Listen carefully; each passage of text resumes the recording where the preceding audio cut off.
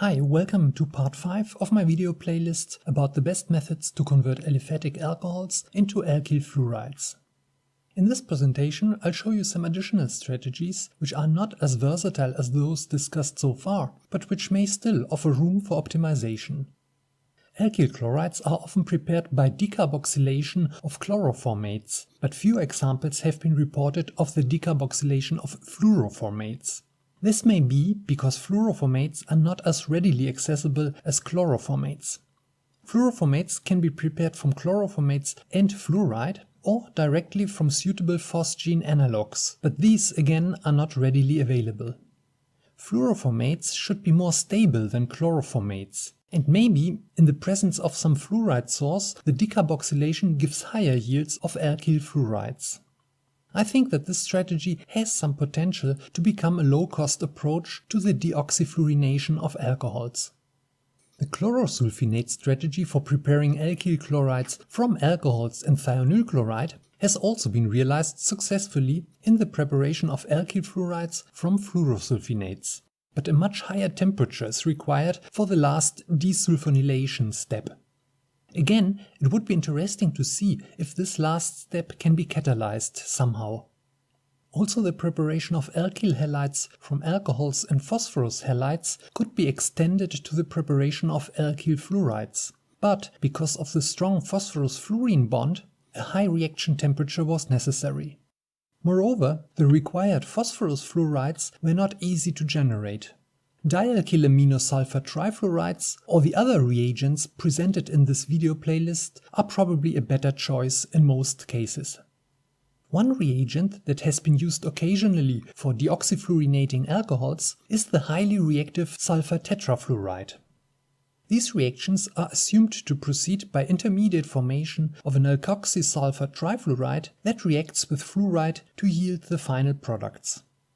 The main advantage of sulfur tetrafluoride is its ability to convert alcohols into fluorides in only one synthetic operation. Disadvantages include its limited commercial availability, its high price, and its low boiling point. These aspects make in situ preparation particularly appealing. Sulfur tetrafluoride is usually prepared from sulfur or sulfur chlorides, an alkali fluoride, and an oxidant such as chlorine or bromine in acetonitrile. Unfortunately, sulfur tetrafluoride is quite unselective and can also deoxyfluorinate ketones, aldehydes, and carboxylic acids. In combination with hydrogen fluoride, carbocation formation can lead to numerous unexpected byproducts. In fact, only few alcohols are converted cleanly into fluorides by this reagent. This example is one of those few instances where a high yield of the desired fluoride was obtained. Here, a tertiary propagylic alcohol was the starting material and the reaction proceeded without solvent and at room temperature. In hydrogen fluoride as solvent, alcohols are readily converted into carbocations, as happened in this example. Here, a 1,3-dication was formed from 3-piperidinol, and these tend to rearrange by hydride migration to the more stable 1,4-dications. Thus, a meager yield of 4-fluoropiperidine was obtained. In this same article, the reaction of alpha-methylserine with sulfur tetrafluoride was investigated. This is a neopentyl-like alcohol, and substitutions should not proceed readily.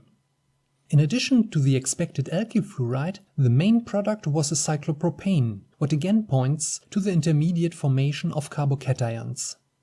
Simple primary alcohols, though, did not yield any alkyl fluorides upon treatment with sulfur tetrafluoride in hydrogen fluoride, but only a complex mixture of products, again resulting from intermediate carbocation formation. Just like dialkylaminosulfur trifluorides are less reactive but more selective and useful analogues of sulfur tetrafluoride, aryl sulfur trifluorides can also be used as deoxyfluorinating reagents for alcohols. In this example, an electron-rich reagent was chosen, but the unsubstituted phenyl sulfur trifluoride can also be used.